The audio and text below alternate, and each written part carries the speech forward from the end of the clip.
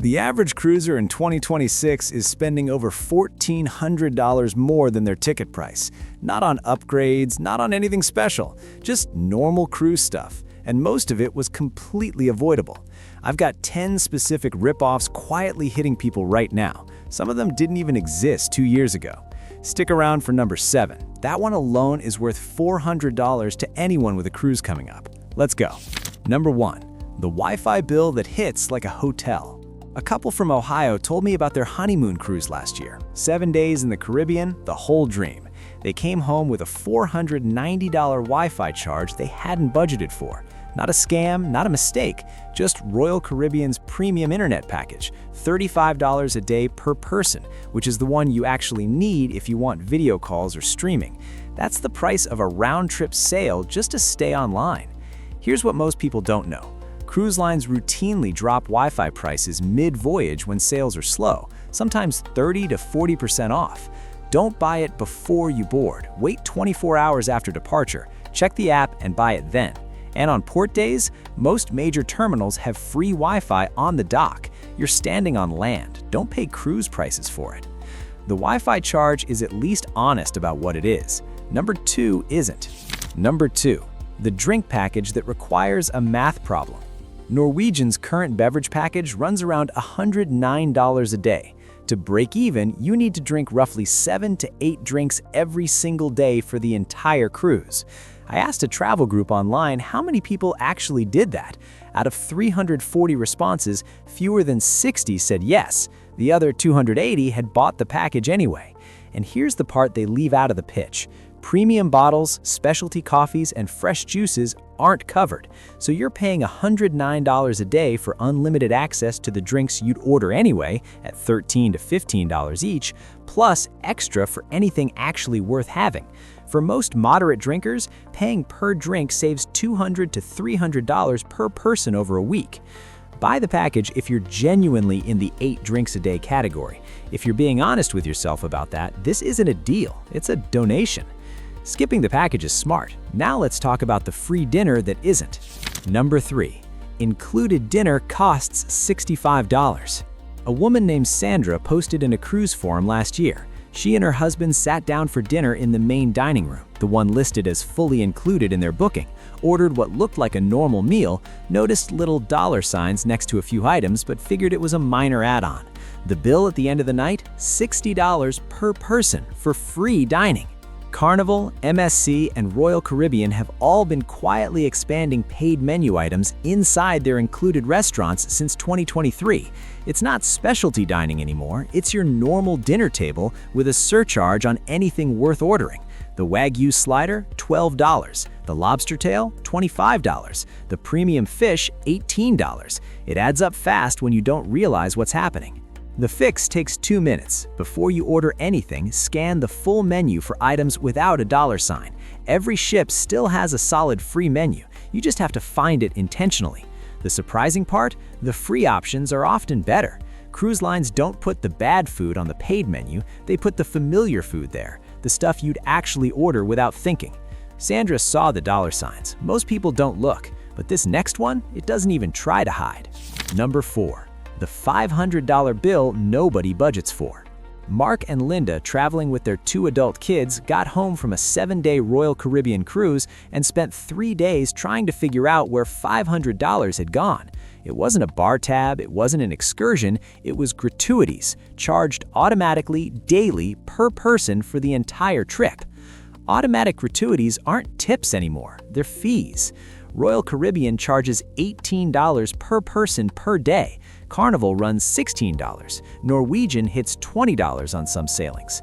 A family of 4 on a 7-day Royal Caribbean cruise pays $504 in gratuities automatically, whether the service was exceptional or not. And here's what makes it worse. Ships are running more passengers per crew member than they were in 2019. Staff are stretched thinner than cruisers did 5 years ago.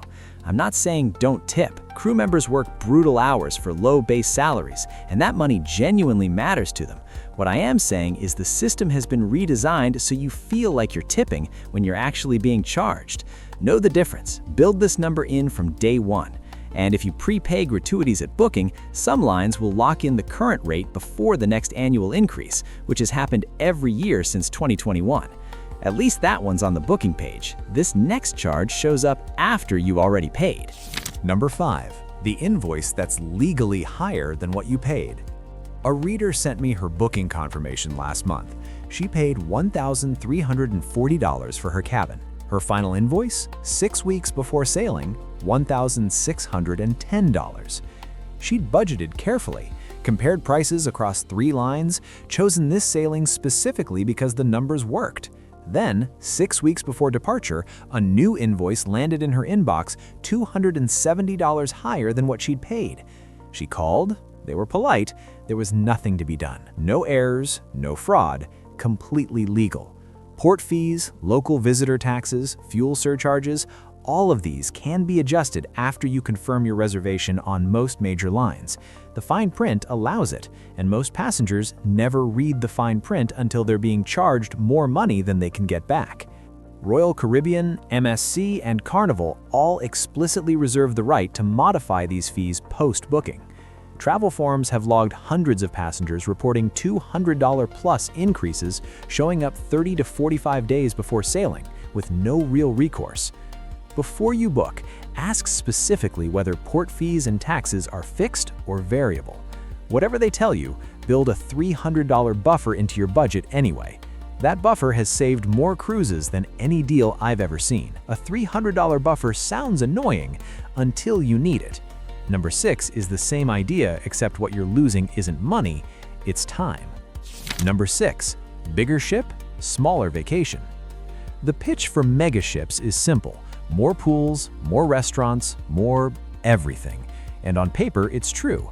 But here's what the brochure skips. Icon of the Seas carries over 7,600 passengers at full capacity.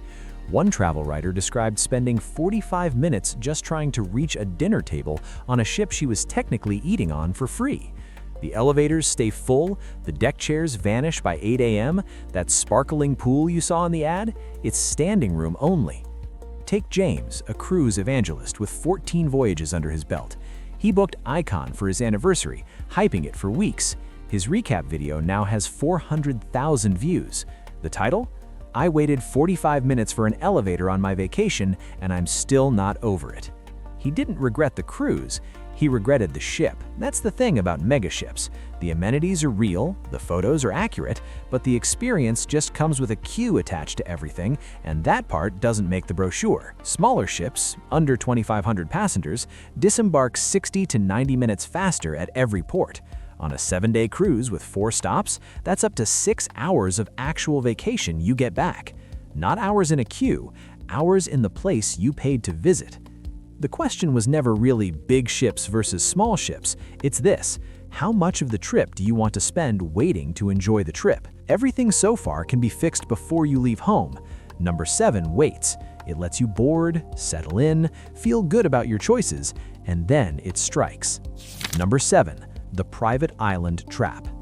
I need you to understand what actually happened here, because this one is specifically designed to catch the people who think they've already figured everything out. A couple, both experienced cruisers and both savvy with packages, paid $180 each for Royal Caribbean's unlimited beverage package. 7 days, all drinks covered. They'd done the math, they'd read the tips, they were prepared. Day 4 was Coco Cay, Royal Caribbean's own private island. Same company, same cruise, same package they'd already paid for. The rules changed the moment they stepped off the gangway. They walked up to the swim-up bar, the one in every Coco Cay photo, drinks in the water, sunshine, the whole thing. She held up her cruise card. The bartender shook his head. That package doesn't apply here. Same company, same card, same cruise they'd been on for 4 days. Different island, different rules, different bill. By the time they reboarded, $90 was gone. Not because they were careless, because the terms that covered this were on page 11 of a PDF that Royal Caribbean doesn't send you. You have to know to look for it. Directly, MSC and Carnival do this too. Every private island day, check specifically what transfers from your packages. Write it down, set a hard cash limit before you leave the ship. because once you're on that beach, there is no ship store, no alternatives, and no negotiating. You can't negotiate on a private beach. You also can't negotiate at 2 a.m. in international waters. That's number 8. Number 8. The medical center knows you have no other option. Nobody thinks about this until it's 2 a.m. and they're sick at sea. A basic onboard consultation runs $150 to $250 on most major lines. An IV drip for dehydration, $400 to $600. There are documented cases of passengers paying over $1,000 for situations that would cost $100 at an urgent care on land, and they paid it because they were in international waters with nowhere else to go. Standard travel insurance often doesn't cover ship medical costs or caps reimbursement far below the actual bill. You need a policy that explicitly covers onboard medical treatment and evacuation. That rider usually costs $50 to $100 extra. It is worth every cent. And pack your own basics: seasickness meds, antidiarrheals, antihistamines, and pain relief. The ship shop sells the exact same things at 4 times the price. Next up is something that is hard to fix because it doesn't feel like a problem at all. Number 9. Loyalty points are making you blind. This one is going to bother some people. Good. It's supposed to. Cruise loyalty programs feel like a reward. You've earned the status, unlocked the discounts, and got priority boarding and a free bottle in the cabin. You feel like you're winning. This is what's actually happening. Royal Caribbean, Carnival, and Norwegian have all raised base fares meaningfully since 2022, in some cabin categories by 20 to 30% according to cruise fare tracking data. The loyalty discount you're applying is frequently smaller than the price increase you've already absorbed without noticing.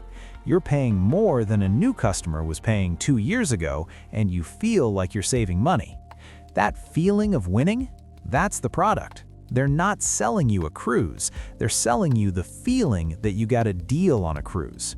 And as long as you feel that way, you'll never check. And they work. Before you rebook on autopilot, spend 20 minutes checking what a comparable itinerary costs on a competing line. Do that once, and you'll never book blind on loyalty points again. Every single one of these is a tactic. Number 10 is the strategy behind all of them. Number 10. The system is built around you not paying attention. Here's the part nobody talks about. None of this is accidental. These aren't oversights that slipped through. The Wi-Fi timing, the package math, the private island pricing structure, the post-booking fee adjustments, each one was approved by a revenue team, tested against passenger behavior, and kept because it works. You are not dealing with a disorganized industry. You're dealing with a very organized one. The boring fix that actually works? Before you finalize any booking, write down the real total. Ticket price, plus gratuities, plus Wi-Fi if you need it, plus 1 drink package if you'll actually use it, plus a $300 buffer for port fees. Add it up, that's your actual cruise cost. Do that every single time, and half this list stops being a problem. The other half? You're already ahead of it because you watched this video. Cruising isn't a bad deal. For the right price and the right ship, it's genuinely one of the best ways to travel. But the industry has changed. Add-ons are more aggressive, the pricing is more layered, and the people who cruise well in 2026 are the ones who go in with their eyes open and their numbers straight. Now you do. And now that you know what the ripoffs look like, the next mistake most people make is the cabin itself. Wrong location, wrong deck, wrong type. It costs just as much as everything on this list. I made a whole video on it. Watch it next. Avoid these cruise ship cabins in 2026. Drop cruise in the comments if you've got one coming up. I want to see how many of you are actually heading into this prepared.